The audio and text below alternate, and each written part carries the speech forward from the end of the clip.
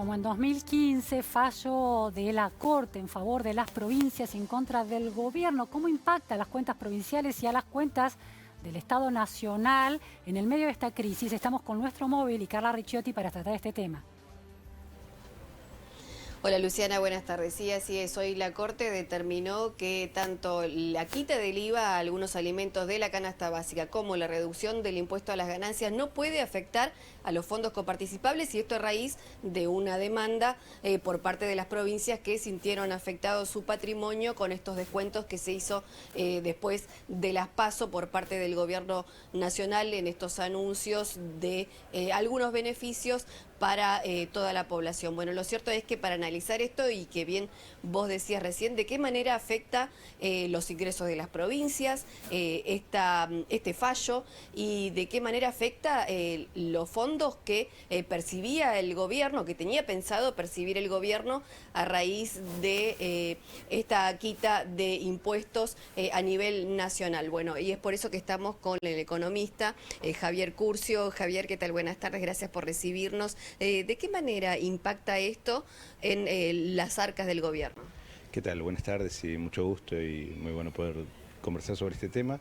El gobierno nacional dispuso esta modificación a distintos impuestos que son coparticipables y por lo tanto a partir de la reducción de esos impuestos las arcas de los gobiernos provinciales se ven reducidas en una magnitud que varía dependiendo de la estimación que veamos. Las estimaciones oficiales del gobierno implican que en el año en curso serían algo así como 35.000 millones de pesos en total, unos 27.000 millones de pesos para correspondientes al impuesto a las ganancias, algo así como 6.500 para el IVA y unos 930 relacionados con el monotributo, que son los tres principales impuestos, los impuestos coparticipables que sufrieron esta disminución por parte de estos decretos. Las provincias dicen que el monto es mayor, hay unas estimaciones que llevan hasta 90.000 millones, pero de cualquier manera son recursos que dejan de ir a las provincias, y las provincias, varias de ellas reclamaron, y la Corte en el fallo que se aprueba hoy en día les da lugar a un reclamo de que esa reducción en los impuestos coparticipables no sea impactado en los recursos de origen nacional que son transferidos a las provincias, ¿no es cierto? Ahí, si se quiere, podemos definir que en realidad la coparticipación de los impuestos es automática relacionada con la recaudación de los impuestos. Por lo tanto, la menor recaudación va a impactar directamente. Lo que hay que ver a partir de este fallo, cómo se instrumenta de alguna manera una restitución de esos recursos, que habrá que instrumentarlos de alguna forma. O sea, no es que se esté modificando la coparticipación, sino lo que se hace es de alguna manera como retrotraer la situación a qué hubiera pasado si no se hubieran reducido esos impuestos.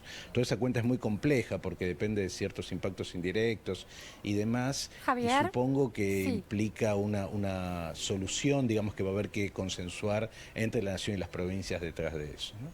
Sí, Luciana, ¿cómo estás? Buenas tardes, Javier. Javier, el fallo de la Corte, bueno, deja bien claro que ese dinero debe ser girado a las provincias porque por coparticipación les corresponde. Ahora, ¿el gobierno nacional estaría en condiciones de sostener la medida, la tasa cero de IVA y la baja y la modificación del impuesto a las ganancias y monotributos, y compensar a las provincias al mismo tiempo? Es decir, beneficiar a la gente sin perjudicar las cuentas provinciales coparticipables. ¿Podría tener recursos para eso? Eso es muy difícil. Eso es muy difícil porque, como decíamos, la coparticipación no se va a modificar. Lo que va a tener que pasar es que la nación debería sacar de otros recursos, de lo que podrían hacer en este caso transferencias no automáticas, para destinarle a las provincias, para compensarle, y en principio solo a 15 provincias, según entiendo que es lo que el fallo estipula. Por lo tanto, ahí también habría una situación muy inequitativa con las otras 9. Digo, es muy compleja la situación que plantea este esquema. Uno puede suponer que esto implicaría rever la medida o rever la norma, aunque entiendo que también hubo algunos anuncios durante la tarde de autoridades del gobierno nacional en el sentido de poder sostener esto y buscar algún tipo de reversión del fallo que genere mantener la reducción de los impuestos, ¿no? Digo, eso es una situación muy compleja, lo veníamos alertando, tuvimos alguna charla incluso contigo hace algunas semanas, en el sentido de que esta reducción de los impuestos tiene muy poco impacto en una mejora en la actividad económica y el alivio es muy marginal, podemos decirlo así, y en cambio genera muchas dificultades en la situación fiscal de las provincias y en la de la nación, que si tuviera que restituir estos 35.000 millones en adelante, sería muy complejo de qué lado podría sacarlo, en virtud de los múltiples compromisos que el gobierno nacional tiene y los acuerdos muy estrictos de déficit primario y de la situación fiscal que, como sabemos, circula, transita, podemos decir, en el filo de la cornisa, ¿no es cierto? Muy complicado. Javier, uno de los análisis que hacías vos y hacían otros economistas en el mismo sentido decía que, bueno, que esa rebaja del IVA no iba a impactar tanto en el consumo, pero ahora el gobierno va a tener que estar restituyendo un monto que no se sabe del todo si efectivamente se concretó esa rebaja, porque era aparte muy difícil de controlar que se efectivizara a la hora de las transacciones diarias, sobre todo en un mercado más informal, en un mercado de consumo más informal. Sí, exacto. Digo, por un lado no sabe cuánto efectivamente generó una disminución en los precios y en cuánto alivió el bolsillo de las familias más vulnerables, etcétera, en ese esquema. Pero por otro lado tampoco podemos saber de la evolución del impuesto cuánto corresponde a la caída y cuánto no. Por lo tanto, el cumplimiento del fallo de la Corte también es complejo, en el sentido de que, supongamos que se pudiera hacer, implica toda una cuestión que es opinable, es debatible. Entiendo que tiene que definirse algún tipo de consenso o acuerdo diferente, porque así como está es muy posible. Es decir, en lugar de generarse una solución, se ha generado un problema, quiero decir, porque si el cálculo es entre 35.000 millones de pesos y 90.000 millones de pesos, ¿cuál es el número que tendría que devolver el gobierno, no? Exacto. Como ves, el margen es bastante amplio, y seguramente en esa negociación es una brecha más de complejidad en las relaciones fiscales entre nación y provincias. Uno podría estimar de alguna manera que en el mediano plazo esto sería una señal más para revertir estas caídas, digamos, ¿no? Digo, no sé, ahora en lo inmediato, seguramente hasta las elecciones no haya novedades, pero entiendo que rápidamente hay que volver a una situación de consenso y de diálogo en las relaciones fiscales entre nación y provincias para organizar un esquema de financiamiento ordenado, ¿no? La última cuestión, Javier, es la ley de emergencia alimentaria. ¿Estaba contemplando estos recursos que venían de tocar el IVA y el impuesto a las ganancias? La ley de emergencia alimentaria implica la necesidad de sacar recursos del gobierno nacional para destinar a esta actividad prioritaria, y eso implica, digamos, una parte más de la manta corta que tiene que venir a resolver y a financiar estas prioridades. Hubo unanimidad en el Congreso y hubo una disposición fuerte para que el gobierno nacional prevea esos recursos. De dónde los saca es un problema del gobierno nacional, digamos, es el Tesoro el que tiene que resolverlo. Pero no puede tocar a las provincias. Si intentamos sacar para distintos lados, exacto, y esta reducción del impuesto va en el sentido de tocarla y de financiar el gobierno nacional, digamos, ¿no? Digo, complica el financiamiento de ambos niveles. Javier, y otra cuestión en relación a la emergencia alimentaria, la oposición sostiene, sobre todo desde el Frente de Todos, que no se ha movido un solo peso de ninguna partida para aplicarla al cumplimiento de la ley de emergencia alimentaria, por lo menos en las últimas semanas. ¿Tenés información sobre eso? No, lo que vimos en el seguimiento presupuestario es que efectivamente los créditos no se modificaron, por lo tanto, probablemente, digo, es un proceso que puede llevar algunos días, pero cómo se va a implementar y de dónde van a salir los recursos y cuáles son los programas que se van a implementar y demás, es algo que está por delante, lo tiene que terminar de resolver el gobierno nacional. Y en esta lógica federal, este diálogo entre el federalismo del Estado y el Estado nacional, ¿por qué un tema tan transversal a las gestiones de gobierno y al territorio como es la pobreza o el hambre, más allá de las gestiones nacionales también hay responsabilidades distritales? ¿Por qué los recursos deben salir todos del Estado y las provincias no tienen que afectar recursos para intentar sanear la urgencia?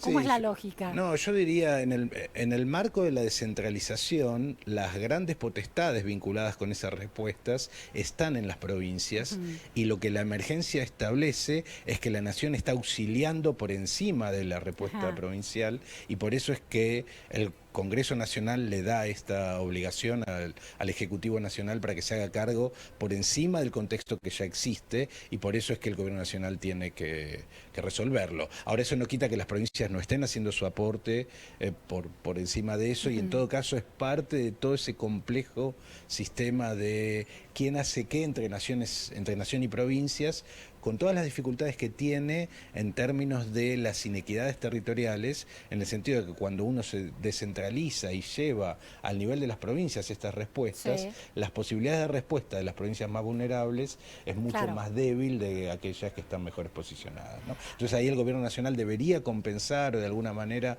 equilibrar parte de esas respuestas, y la potencia, el músculo que tiene el Gobierno Nacional es relativamente débil para eso. Ahora, Javier, y ahí tenemos otro de los grandes desafíos. no se producen otro tipo de inequidades, porque No, pienso digo, pendientes en torno a eso. Digo, hay provincias que tienen enormes situaciones de vulnerabilidad, pero también tienen administraciones que han dependido históricamente, casi endémicamente, de los recursos girados de nación, y no son necesariamente recursos coparticipables, y no han logrado un desarrollo autónomo, productivo, y han alimentado de una manera parasitaria y cuestionable el empleo público. Es decir, no hay ningún tipo de variable o de condicionamiento que se le establezca a una provincia para la recepción de fondos extras, por ejemplo, indicadores de una buena gestión en términos de productividad, por ejemplo.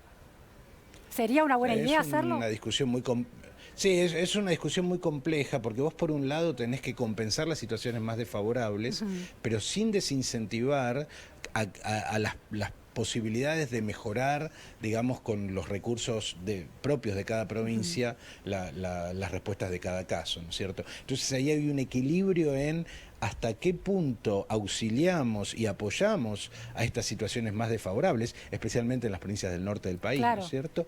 Sin que eso implique tornarlas en situaciones con menos capacidades, digamos, de generar recursos productivos, bases tributarias. Pero eso es lo que ha sucedido, ¿no? Históricamente desde el regreso a la democracia. Y lamentablemente, digamos, tenemos una situación de disparidad territorial muy fuerte que no ha logrado ese equilibrio. Tenemos algunas provincias que avanzan muy en el sentido más parasitario, digamos, que mencionabas, y otras que, en cambio, digamos, utilizan mejor estos recursos. Y de nuevo, un poco nuestra preocupación es que el Gobierno Nacional pueda fomentar y articular parte de esos procesos a través de desarrollos regionales, de apoyos entre provincias, de conseguir una especie de clústeres o situaciones, digamos, de apoyo dentro de distintas provincias que tienen situaciones similares. Lamentablemente eso es muy complejo, los incentivos para eso son muy complejos. Los consejos federales sectoriales que buscan coordinar estas cuestiones tienen pocos recursos, tienen poco músculo, digamos, dentro de eso, y entonces lamentablemente las respuestas del Estado en salud, en agua y saneamiento, en educación, en cuestiones vinculadas a lo sectorial, son muy distintas y van atrasando y alargando esas brechas, porque intergeneracionalmente las nuevas generaciones han recibido menos educación, han tenido peores condiciones de salud, y eso hace que se haga una situación más desigual, Javier, y hace que convivan en nuestro territorio, digamos, provincias con nivel de desarrollo muy diferentes. Javier, la última cuestión, el impuesto a los ingresos brutos, que es uno de los impuestos más injustos, según el acuerdo y la mirada de varios analistas. Las provincias son responsables de la aplicación de ese impuesto. ¿Qué chances hay de que contribuyan bajándolo, bueno, a la producción y al incentivo a la producción en cada una de las regiones?